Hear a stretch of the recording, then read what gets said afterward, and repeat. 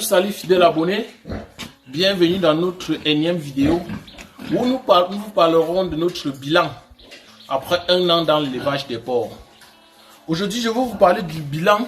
Sur cette chaîne, je suis Romuald Ferroquin, je parle agriculture, je parle élevage et je parle surtout des technologies pour l'amélioration du système d'élevage et du système d'agriculture. On va commencer, notre vidéo porte sur 4 points. Le thème global, c'est notre bilan après un an en élevage porc. Qu'est-ce que nous avons gagné comme expérience durant cette année? Quels sont les problèmes que nous sommes confrontés? Parce que notre objectif, c'est de transmettre nos compétences et notre savoir de manière gratuite et fidèle. Bon, parlant de notre bilan, aujourd'hui, on va vous parler du bâtiment. Comment on est quitté d'un bâtiment en planche pour un bâtiment en dur, comme vous êtes en train de voir, en un an. On va vous parler du nombre de sujets. Dans cette vidéo, je vais vous parler de comment on est quitté à 5 reproducteurs, parce que dès l'entame de d'une vidéo, je vous avais parlé du fait qu'on a commencé avec des reproducteurs, 5 reproducteurs, et je vais vous expliquer comment nous avons fait pour quitter de ces 5 reproducteurs à près de 60 sujets, alors même que nous avons vendu près de 4 sujets. Donc je vais détailler ça sur cette vidéo pour que vous pouvez comprendre comment et pourquoi nous devons se lancer dans l'élevage porc aujourd'hui et pourquoi nous disons sans cesse aujourd'hui que l'élevage porc est l'un des élevages les plus rentables actuellement en Afrique. En troisième point, on va parler des techniques mises en œuvre. Les techniques que nous avons mises en œuvre durant cette année qui est en train de s'écouler pour essayer d'avoir les résultats que vous êtes en train de voir. Ici, nous sommes dans notre ferme, la nouvelle ferme, la ferme moderne que nous avons construite. Parlons d'abord du premier point. Nous sommes déjà ici dans la ferme. Comme vous voyez des sujets, nous avons sur le premier point, parlant du bâtiment, on a commencé avec un bâtiment en planche que vous connaissez qui est tout juste à côté. Après le bâtiment en planche, on a constaté que nous avons quelques problèmes de suivi, quelques problèmes d'abreuvement, quelques problèmes de reproduction. On a décidé maintenant de construire ces bâtiments de reproduction. Comme vous voyez, ça c'est des jeunes mâles. Jeunes mâles large white que nous avons sélectionnés. Il est bien sûr que certains sont en vente pour ceux qui veulent avoir des meilleures races maintenant. Nous avons essayé de sélectionner nos reproducteurs et de les reproduire dans ces nouveaux bâtiments qui viennent d'être construits. Je vous avais fait des vidéos antérieurement pour vous montrer la construction de ces bâtiments. C'était quelque chose de réel. Nous y sommes déjà aujourd'hui. Vous voyez que le bâtiment est moderne. Parce que nous avons constaté qu'en élevage porc, quand on n'a pas de bâtiment avec des pipettes, on paie beaucoup.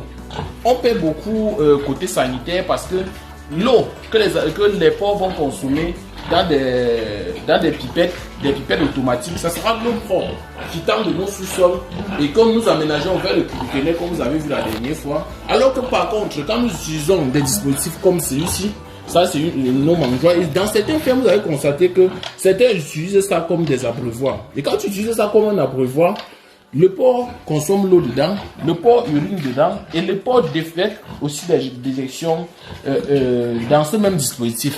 Et par conséquent, il y a développement des micro-organismes qui sont à l'origine de certaines maladies.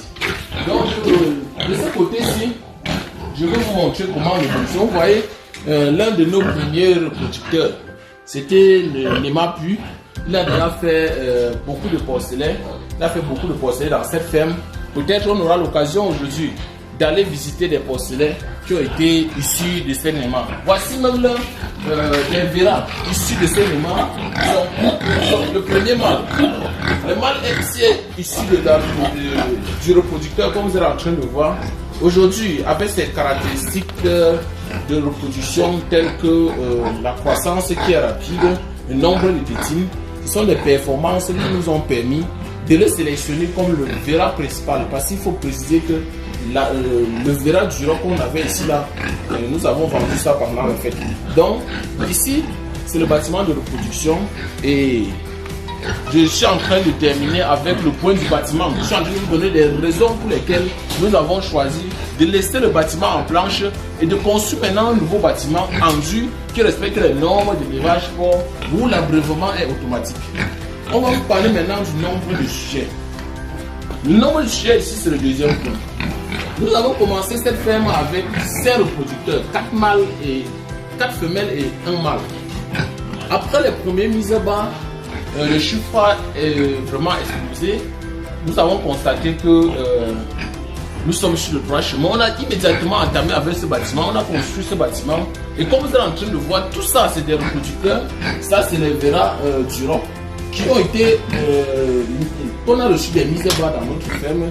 Comme vous êtes en train de voir, ils se comportent plutôt bien. Bon, certains sont en vente pour ceux qui veulent avoir des races de qualité.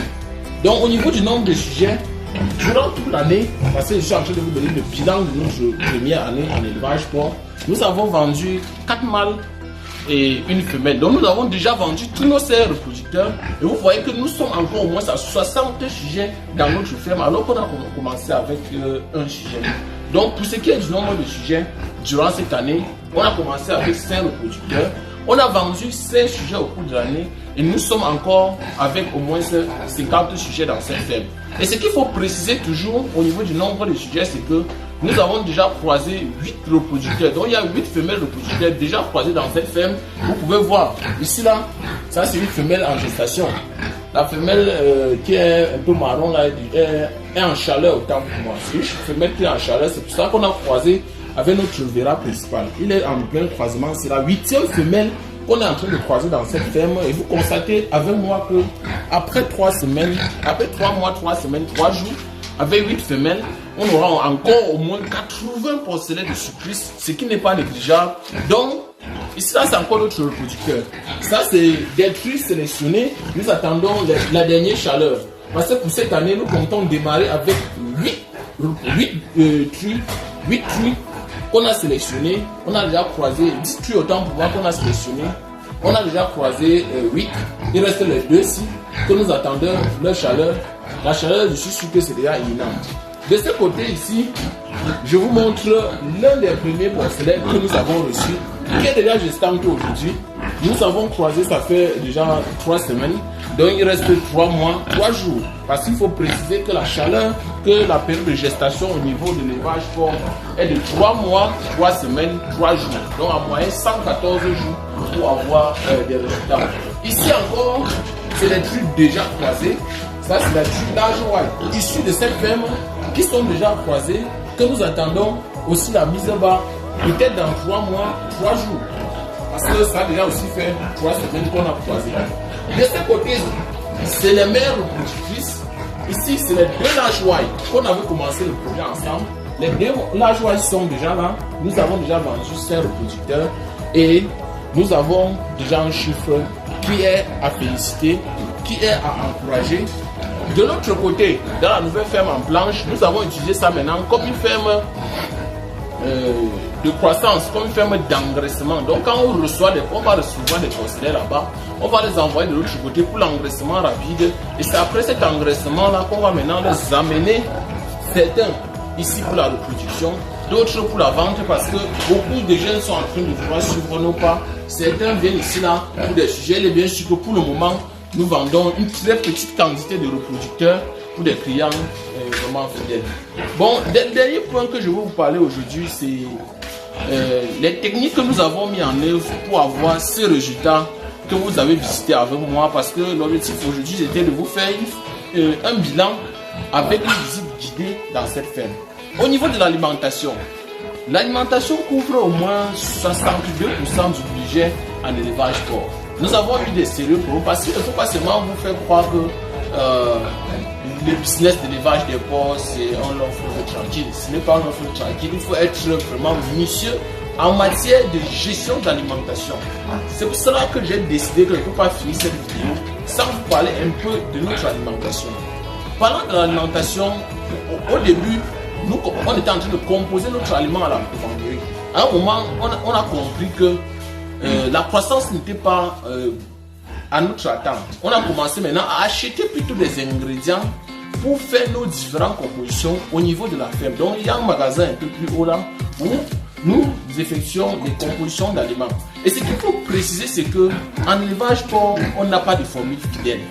Quand je dis qu'on n'a pas de formule fidèle, je veux dire quoi? Il n'y a pas de formule prête à porter. Ces formules évoluent en fonction, 1, de la disponibilité des ingrédients sur le marché, 2, du prix des ingrédients sur le marché. Par exemple, quand j'utilise un ingrédient comme le toutou d'arachide, le toutou de soja, quand le prix augmente très fort sur le marché, je peux me rabattre sur le toutou d'arachide, qui est un ingrédient qui a presque les mêmes capacités nutritionnelles, les mêmes apports nutritionnels.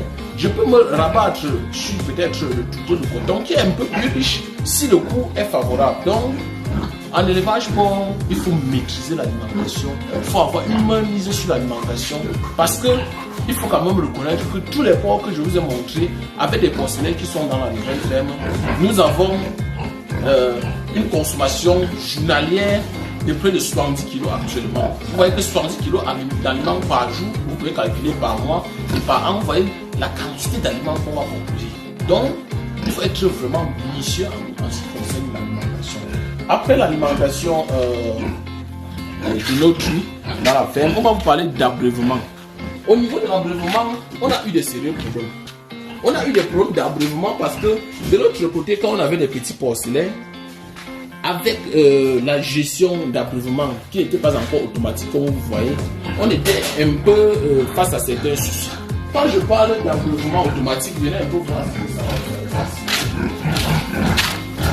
Ici, dans cette loge a été, il y a eu un petit trou dans cette loge, c'est pour ça qu'il y a eu le porcelain. Quand je parle d'abreuvement automatique, c'est-à-dire qu'on installe les pipettes, comme je vous montrais en début de construction de cette ferme.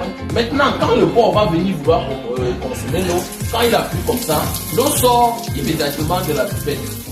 Donc, côté abreuvement, nous avons évolué parce qu'au début, on avait encore des abreuvoirs classiques comme ça. C'est dans ces dispositifs, dans un dispositif pareil qu'on mettait l'eau. Maintenant, nous avons conçu ça pour mettre de l'aliment. Parce que nous utilisons maintenant ce dispositif comme mangeoire. C'est-à-dire que nous insérons maintenant de l'aliment dans ce dispositif-ci. Maintenant, nous avons aussi conçu ce dispositif. Pourquoi? Parce que nous pouvons avoir un problème d'eau dans la ferme. Vous voyez que si, par exemple, un feu se casse au niveau de la ferme, l'eau ne va plus sortir au niveau des pipettes automatiques. Et par conséquent, nous pouvons utiliser ces dispositifs pour donner de l'eau en attendant que le problème soit résolu. Le dernier point, c'est au niveau de la prophylaxie. La prophylaxie aussi, c'est là où beaucoup tombent. Beaucoup de gens qui ne maîtrisent pas encore le système de gestion, de prévention et de traitement des maladies chez le porc vont toujours tomber. Maintenant, j'ai fait une vidéo pour vous orienter sur comment nous utilisons les produits. Vous pouvez monter seulement dans des vidéos antérieures, vous tapez prophylaxie d'élevage porc. Vous allez voir une vidéo complète que moi j'ai confectionnée pour vous accompagner, pour vous permettre de vous lancer et d'être aussi efficace, durable et efficient en ce qui concerne la gestion de l'élevage porc. Donc merci beaucoup. Si vous avez suivi cette vidéo jusqu'à la fin, ça veut dire que ça a été intéressant. Un bravo pour toi qui a pu suivre cette vidéo jusqu'à la fin. Et si tu as suivi cette vidéo jusqu'à la fin, ça veut dire que tu tiens à ce qu'on avance ensemble. Donc tu as seulement 3 choses à faire. Il faut liker la vidéo, il faut commenter pour encourager la chaîne et enfin il faut t'abonner sur cette chaîne que nous parlons d'agriculture, nous parlons d'élevage, nous parlons de business agro-pastorale. Merci beaucoup, c'était Romuald Fogouken. Bonne fête de la femme, bonne fête de la femme dynamique, de la femme battante. Merci beaucoup.